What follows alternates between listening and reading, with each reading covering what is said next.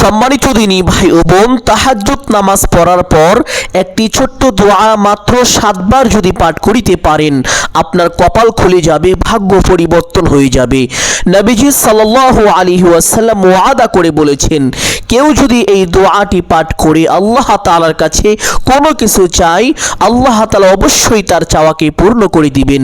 সুবহানাল্লাহ। এক সাহাবী রাদিয়াল্লাহু তাআলা আনহু, তিনি নামাজ শেষে এই দোয়াটি পাঠ করলেন।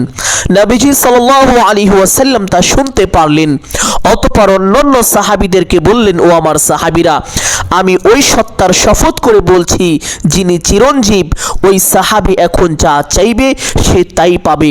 সে এমন একটি দোয়া পাঠ করেছে যেই দোয়ার মাধ্যমে কোনো কিছু চাওয়া হলে আল্লাহ তাআলা তার চাওয়াকে কখনোই ফিরিয়ে দেন না, অবশ্যই তার চাওয়াকে পূর্ণ করে দেন। যেই দোয়ার মাধ্যমে আল্লাহকে ডাকা হলে আল্লাহ তাআলা সাথে সাথে তার ডাকে সাড়া দিয়ে থাকেন। সুবহানাল্লাহ। সম্মানিত দিনী ভাই ও বোন, যখন কোনো বান্দা দুনিয়ায় বসে এই ছোট্ট দোয়াটি পাঠ করে, 7 আসমান 7 জমিনের সমস্ত দরজা খুলে যায়, আল্লাহ তাআলার আরশে আজিমের সমস্ত পর্দা উঠে যায়। এই দোয়ার আমল করে কোনো কিছু চাওয়া হলে সাথে সাথে আল্লাহ তাআলা তার চাওয়াকে পূর্ণ করে দেন। সুবহানাল্লাহ। সম্মানিত দিনী ভাই ও বোন, অনেকে আছেন অভাবগ্রস্ত, অনেকে ঋণগ্রস্ত, লক্ষ লক্ষ কোটি কোটি টাকা ঋণ করে ফেলেছেন, অনেক চেষ্টা করেছেন ঋণ পরিশোধ করার জন্য, কিন্তু কোনোভাবে আপনার ঋণ পরিশোধ হচ্ছে না।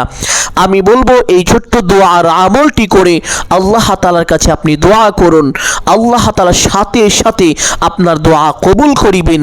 আপনার ঋণের পরিমাণ যদি পাহাড় সমানও হয়ে থাকে, ওয়াল্লাহি, আল্লাহর কসম করে বলছি, আল্লাহ তাআলা অবশ্যই আপনার ঋণকে পরিশোধ করে দিবেন। সুবহানাল্লাহ। আপনি অবাক হয়ে যাবেন, আশ্চর্য হয়ে যাবেন। অনেকে আছেন যে এই দিকেই যান শুধু ব্যর্থ হয়ে যান, কোনোভাবেই সফল হতে পারেন না, দিন দিন আপনি ক্ষতির মধ্যে পড়ে যাচ্ছেন। আমি বলবো, এই ছোট্ট দোয়ার আমলটি একবার করেই দেখুন, আল্লাহ তাআলা আপনাকে এই দুনিয়ার সকল ব্যর্থতা ও অবনতি থেকে নিজ কুদরতি হাতে হেফাজত করে সকল প্রকার উন্নতি ও কল্যাণ দান করিবেন। সুবহানাল্লাহ। অনেকে আছেন চাকরি খুঁজছেন কিন্তু চাকরি হচ্ছে না। আমি বলবো, এই ছোট্ট আমলটি একবার করেই দেখুন, আল্লাহ তাআলা অবশ্যই আপনাকে চাকরির ব্যবস্থা করে দিবেন, যেটা আপনার জন্য অত্যন্ত কল্যাণকর হবে। অনেকে আছেন বিদেশ যেতে চাচ্ছেন কিন্তু ভালো ভিসা পাচ্ছেন না। আমি বলবো, এই ছোট্ট আমলটি একবার করেই দেখুন, আল্লাহ তাআলা অবশ্যই আপনাকে ভালো উন্নত মানের ভিসার ব্যবস্থা করে দিবেন, যেটা আপনার জন্য অত্যন্ত উপকারী হবে। সুবহানাল্লাহ। অনেকে অনেক রকম সমস্যায় জর্জরিত হয়ে আছেন, অনেকে আছেন যাদের সন্তানাদি হচ্ছে না। অনেক আমল করেছেন, অনেক দোয়া করেছেন, অনেক ডাক্তার দেখিয়েছেন, অনেক কবিরাজ দেখিয়েছেন, বিভিন্ন রকমের চিকিৎসা নিয়েছেন, কিন্তু কোনোভাবে আপনার কোনো লাভ হচ্ছে না। আমি বলবো, এই ছোট্ট আমলটি একবার করেই দেখুন, অবশ্যই আল্লাহ তাআলা আপনাকে সন্তান দান করিবেন, যে সন্তান নেককার এবং সলিহান হবে। সুবহানাল্লাহ। সম্মানিত দিনী ভাই বোন, যে কোনো সমস্যার জন্য এই ছোট্ট আমলটি আপনি করতে পারেন, আল্লাহ তাআলা সাথে সাথে গায়বী ভাবে আপনার সমস্যাকে দূর করে দিবেন। সম্মানিত দিনী ভাই ও বোন আমার, এই আমলটি কখন করিবেন, কিভাবে করিবেন, প্রত্যেকটি বিষয় আপনাদেরকে সুস্পষ্টভাবে বলে দিব। সকলেই গভীর মনোযোগ দিয়ে শুনবেন ইনশাআল্লাহ। এই আমলটি এশার নামাজের পর থেকে শুরু করে ফজরের ওয়াক্ত শুরু হওয়ার আগ পর্যন্ত এই সময়ের ভিতরে করা যায়। তবে এই সময়ের ভিতরে এমন একটি সময় আছে, যেই সময়ে মহান আল্লাহ তাআলা বান্দার অতি নিকটে চলে আসেন তথা প্রথম আসমানে অবতরণ করেন। আর ওই সময় আল্লাহ তাআলা বান্দাদেরকে নিজ থেকে কুদরতিভাবে ডাকতে থাকেন আর বলতে থাকেন, ও আমার বান্দারা, ও আমার বান্দিরা, কে আছো ক্ষমা প্রার্থী, আমার কাছে ক্ষমা চাইবে, আমি তোমার জীবনের সমস্ত গুনাহ খাতা ক্ষমা করে দিব। কে আছো অভাবগ্রস্ত, আমার কাছে রিজিক চাইবে, আমি তোমাকে ভরপুর রিজিক দান করিব। কে আছো ঋণগ্রস্ত, আমার কাছে সাহায্য চাইবে, আমি তোমার সমস্ত ঋণকে কুদরতিভাবে পরিশোধ করে দিব। কে আছো সন্তানাদি হয় না, আমার কাছে সন্তান চাইবে, আমি তোমাকে নেককার সলিহান সন্তান দান করিব। কে আছো কার কি প্রয়োজন, আমার কাছে চাই চাইবে আমি তোমার সমস্ত চাওয়াকে আজ পূর্ণ করে দিব। সুবহানাল্লাহ। আল্লাহ তাআলা এইভাবে ডাকতে থাকেন আর বলতে থাকেন। আর সে সময়টি হলো রাতের তৃতীয় অংশে, যেমন ধরেন 2টা বা 3টার দিকে। এই সময় যদি এই আমলটি করতে পারেন সবচাইতে বেশি উপকৃত হতে পারবেন। সম্মানিত দিনী ভাই ও বোন, এই জন্য আপনাদেরকে অনুরোধ করে বলবো রাতের 2টা বা 3টার দিকে এই আমলটি করার চেষ্টা করিবেন। প্রথমে ঘুম থেকে উঠে উত্তম রূপে ওযু করিবেন। ওযুর পূর্বে ছোট্ট 2টি বিষয় অবশ্যই লক্ষ্য করিবেন। 1 নাম্বার বিষয় হলো ওযুর পূর্বে ওযুর নিয়ত করা। অনেকেই জানেন না ওযুর নিয়ত কিভাবে করতে হয়, অথচ ওযুর পূর্বে নিয়ত না করিলে ওযু পরিপূর্ণ হয় না, ওযু সহি হয় না। ওযুর নিয়ত এইভাবে করিবেন, আমি এখন আল্লাহ তাআলার সন্তুষ্টির জন্য ওযু করছি। এটা ওযুর পূর্বে ধারণা করবেন, মনে মনে সংকল্পনা করবেন, তাহলেই আপনার ওযুর নিয়ত হয়ে যাবে। অতঃপর বিসমিল্লাহির রহমানির রহিম পাঠ করে ওযু আরম্ভ করিবেন। ওযুর প্রত্যেকটি অঙ্গ প্রত্যঙ্গ খুব মনোযোগ সহকারে ধৌত করিবেন এবং ওযুর সময় অনর্থক কথাবার্তা থেকে অবশ্যই বিরত থাকবেন। চুপচাপ ওযু শেষ করে আপনার ডান হাতের শাহাদাত আঙ্গুলটি আসমানের দিকে সোজা করে দিয়ে একটি ছোট্ট কালিমা একবার যদি পাঠ করেন, আল্লাহ নবী সাল্লাল্লাহু আলাইহি ওয়াসাল্লাম বলেছেন আল্লাহ তাআলা আপনার জন্য জান্নাতের 8টি দরজা খুলে দিবেন। আপনি জান্নাতের যেই দরজা দিয়ে ইচ্ছে সেই দরজা দিয়ে সসম্মানে বিনা হিসাবে জান্নাতে প্রবেশ করতে পারবেন। আপনার জন্য কোনো বাধাই থাকবে না। সুবহানাল্লাহ। আপনি যদি চান আপনার জান্নাতে যাওয়ার পথ অতি সহজ হোক, সুগম হোক, তাহলে অবশ্যই এই ছোট্ট কালিমাটি ওযুর শেষে একবার এইভাবে পাঠ করিবেন।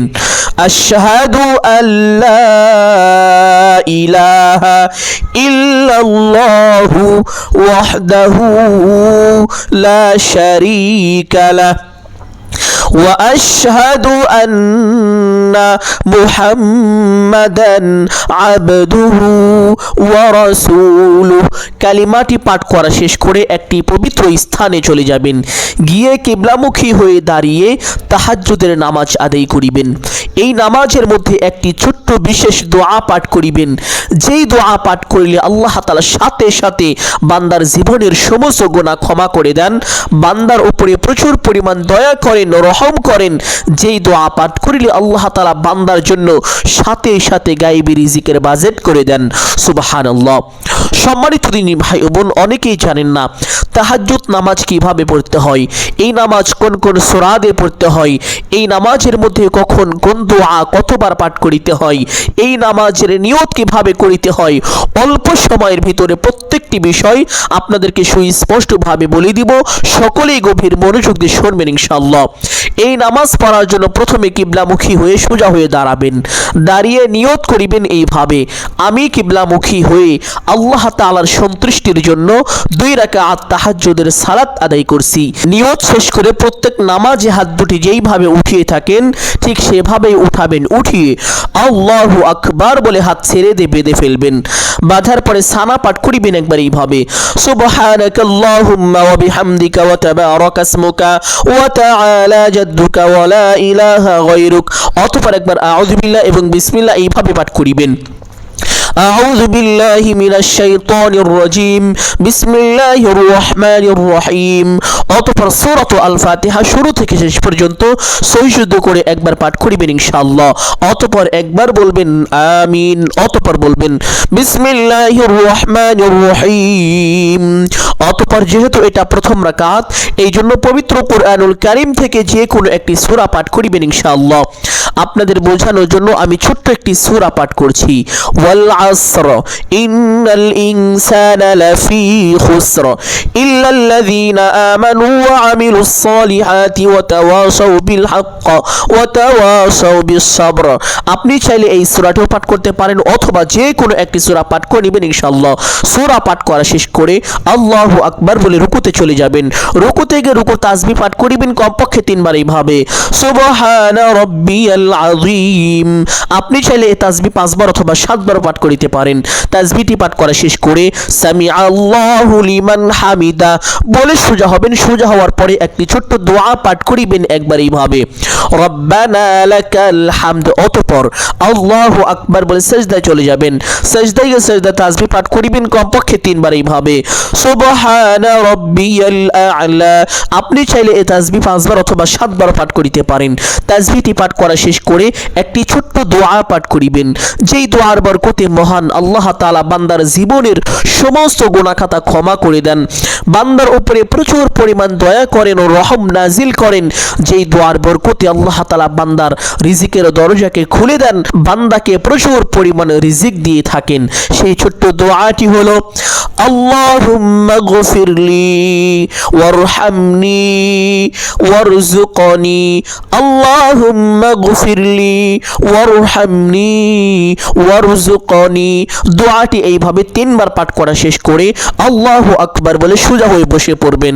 বসে 2 সাজদার মাঝখানে একটি ছোট্ট দোয়া আছে, যদি সেই দোয়াটি পারেন তাহলে একবার পাঠ করিবেন, যদি না পারেন পাঠ করতে হবে না, কোনো সমস্যা নেই। একটু সময় বসে অপেক্ষা করিবেন, অতঃপর আল্লাহু আকবার বলে আরেকটি সিজদায় চলে যাবেন। সিজদায় গিয়ে সিজদা তাসবিহ পাঠ করিবেন কমপক্ষে 3 বার এইভাবে, সুবহানা রাব্বিয়াল আ'লা। আপনি চাইলে এই তাসবিহ 5 বার অথবা 7 বার পাঠ করিতে পারেন। তাসবিহটি পাঠ করা শেষ করে সেই ছোট্ট দোয়াটি পাঠ করিবেন, আল্লাহুম্মা গফিরলি ওয়ারহামনি ওয়ারযুকনি। দোয়াটি পাঠ করা শেষ করে আল্লাহু আকবার বলে সোজা হয়ে দাঁড়িয়ে যাবেন।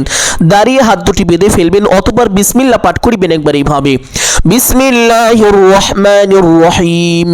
অতঃপর সূরাত আল ফাতিহা শুরু থেকে শেষ পর্যন্ত সহিশুদ্ধ করে একবার পাঠ করিবেন ইনশাআল্লাহ।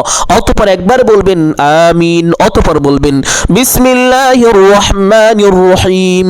অতঃপর যেহেতু এটা দ্বিতীয় রাকাত, এই জন্য পবিত্র কোরআনুল কারীমের ছোট্ট সূরার মধ্যে অন্যতম একটি সূরা হলো সূরাত আল ইখলাস তথা কুল হুয়াল্লাহর সূরা। এই সূরাটি পাঠ করিবেন। এই সূরাটি অত্যন্ত দামি এবং খুবই ফজিলতপূর্ণ একটি সূরা। এই সূরাটি এতটাই দামি যে মহান আল্লাহ তাআলা তার পবিত্র পরিচয় পর্যন্ত এই সূরার মধ্যে তুলে ধরেছেন। সুবহানাল্লাহ। সূরাটি একবার এইভাবে পাঠ করিবেন, কুল হুয়াল্লাহু আহাদ আল্লাহুস সামাদ লাম ইয়ালিদ ওয়া লাম ইউলাদ ওয়া লাম ইয়াকুল লাহু কুফুয়ান আহাদ। সূরাটি একবার পাঠ করা শেষ করে আল্লাহু আকবার বলে রুকুতে চলে যাবেন। রুকু থেকে রুকুর তাসবিহ পাঠ করিবেন কমপক্ষে 3 বার এইভাবে, সুবহানা রাব্বিয়াল আযীম। আপনি চাইলে এই তাসবিহ 5 বার অথবা 7 বার পাঠ করিতে পারেন। তাসবিহটি পাঠ করা শেষ করে সামি আল্লাহু লিমান হামিদা বলে সোজা হবেন। সোজা হওয়ার পরে একটি ছোট্ট দোয়া পাঠ করিবেন, রব্বানা লাকাল হামদ। অতঃপর আল্লাহু আকবার বলে সিজদায় চলে যাবেন। সিজদায় গিয়ে সিজদা তাসবিহ পাঠ করিবেন কমপক্ষে 3 বার এইভাবে, সুবহানা রাব্বিয়াল আ'লা। আপনি চাইলে এই তাসবিহ 5 বার অথবা 7 বার পাঠ করিতে পারেন।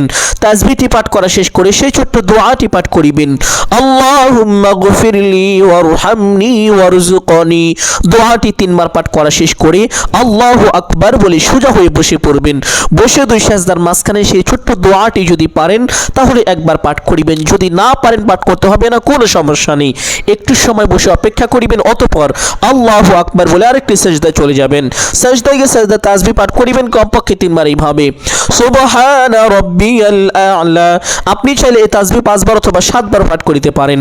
তাসবিহটি পাঠ করা শেষ করে সেই ছোট্ট দোয়াটি পাঠ করিবেন, আল্লাহুম্মা গফিরলি ওয়ারহামনি ওয়ারযুকনি। দোয়াটি পাঠ করা শেষ করে আল্লাহু আকবার বলে সোজা হয়ে বসে পড়বেন।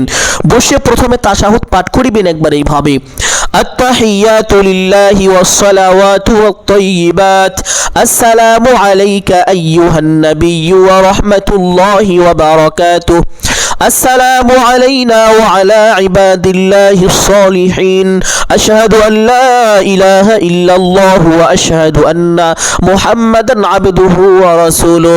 অতঃপর একবার দুরূদ ইব্রাহিম পাঠ করিবেন এইভাবে, اللهم صل على محمد وعلى آل محمد كما صليت على إبراهيم وعلى آل إبراهيم إنك حميد مجيد اللهم بارك على محمد وعلى آل محمد كما باركت على إبراهيم وعلى آل إبراهيم إنك حميد مجيد অতঃপর একবার দোয়ায়ে মাসুরা পাঠ করিবেন এইভাবে اللهم إني ظلمت نفسي ظلما كثيرا ولا يغفر الذنوب إلا أنت فاغفر لي مغفرة من عندك وارحمني إنك أنت الغفور الرحيم অতঃপর ডান দিকে একটি সালাম দিবেন এইভাবে আসসালামু আলাইকুম ওয়া রাহমাতুল্লাহ অতঃপর বাম দিকে একটি সালাম দিবেন এইভাবে আসসালামু আলাইকুম ওয়া রাহমাতুল্লাহ এইভাবে দুই রাকাত করে 8 অথবা 12 রাকাত নামাজ পড়ার চেষ্টা করিবেন কারণ আল্লাহ নবী সাল্লাল্লাহু আলাইহি ওয়াসাল্লাম কখনো 8 রাকাত পড়েছেন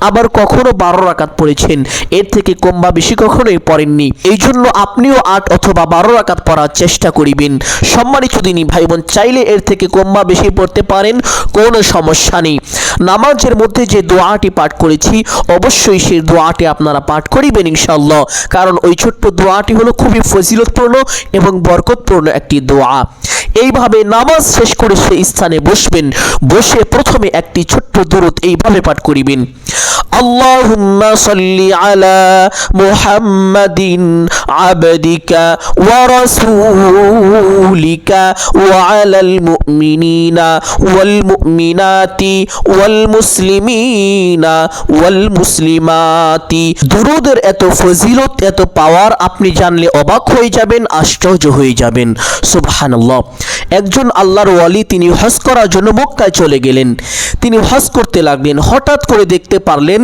একজন যুবক তিনিও হজ করছে কিন্তু ওই যুবক হজের দোয়াগুলো পাঠ করে না হজের দোয়ার পরিবর্তে সে শুধু দুরূদ পাঠ করে ওই আল্লাহর ওলি অবাক হয়ে গেলেন আশ্চর্য হয়ে গেলেন তিনি ওই যুবকের কাছে চলে গেলেন গিয়ে যুবককে জিজ্ঞেস করলেন হে যুবক তুমি কি হজের দোয়াগুলো পারো না এই দোয়াগুলো কি তোমার মুখস্থ নেই ওই যুবক বলল যে হুজুর সমস্ত দোয়া আমার মুখস্থ আছে অতঃপর আল্লাহর ওলি জিজ্ঞেস করলো যে যদি তোমার সমস্ত দোয়া মুখস্থ থাকে তাহলে কেন তুমি সেই দোয়াগুলো পাঠ করো না সেই দোয়ার পরিবর্তে শুধু দুরূদ পাঠ করো কেন ওই যুবক তখন উত্তরে বলল যে এই কথা আজ পর্যন্ত কেউ আমাকে জিজ্ঞেস করেনি আপনি আমাকে এই কথা জিজ্ঞেস করেছেন এই জন্য আমি আপনাকে বলছি আমি কেন দোয়ার পরিবর্তে শুধু দুরূদ পাঠ করি তাহলে শুনুন যুবক তখন তার জীবনের ঘটনা তুলে ধরলেন যুবক বলছেন যে একবার আমি আমার বাবার সঙ্গে একটি কাফেলার সাথে হজ করার উদ্দেশ্যে মক্কায় রওনা করেছিলাম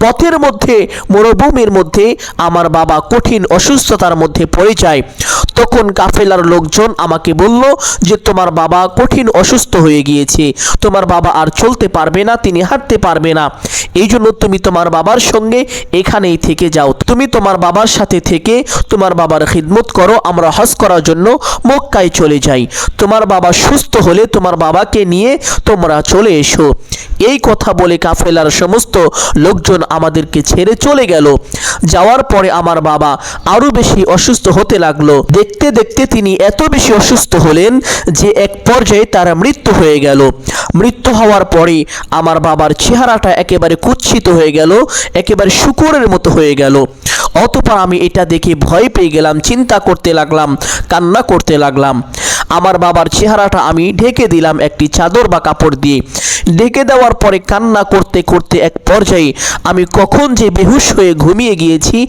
আমি নিজেও তা বলতে পারি না ঘুমের মধ্যে আমি স্বপ্নে দেখলাম একজন যুবক সাদা পাগড়ি আর সাদা জুব্বা পরা আমাদের দিকে উনি ছুটে আসলেন এসে আমার বাবার মাথার উপর থেকে কাপড়টা সরিয়ে আমার বাবার মুখের উপরে ওই যুবকের হাতটি দিলেন হাত দিয়ে মুছে দিলেন মুছে দেওয়ার পরে আমার বাবার চেহারা একেবারে নূরে নূরান্বিত হয়ে গেল এটা দেখে আমি অবাক হয়ে গেলাম আশ্চর্য হয়ে গেলাম অতঃপর আমি ওই যুবককে জিজ্ঞেস করলাম হে যুবক কে আপনি এত বড় উপকার করলেন আমার অতঃপর ওই যুবক তার পরিচয় দিতে চাইল না এক পর্যায়ে আমি তার হাত ধরে ফেললাম হাত ধরে তাকে আমি বললাম যে আমি আপনাকে ছাড়বো না যতক্ষণ না আপনি আপনার পরিচয় দিবেন অতঃপর তিনি তার পরিচয় দিলেন তিনি বললেন আমি আর কেউ নই আমি হলাম মুহাম্মদুর রাসূলুল্লাহ সাল্লাল্লাহু আলাইহি ওয়াসাল্লাম শেষ নবী আখিরি নবী সুবহানাল্লাহ অতঃপর আমি নবীজি সাল্লাল্লাহু আলাইহি ওয়াসাল্লামকে জিজ্ঞেস করলাম ইয়া রাসূলুল্লাহ সাল্লাল্লাহু আলাইহি ওয়াসাল্লাম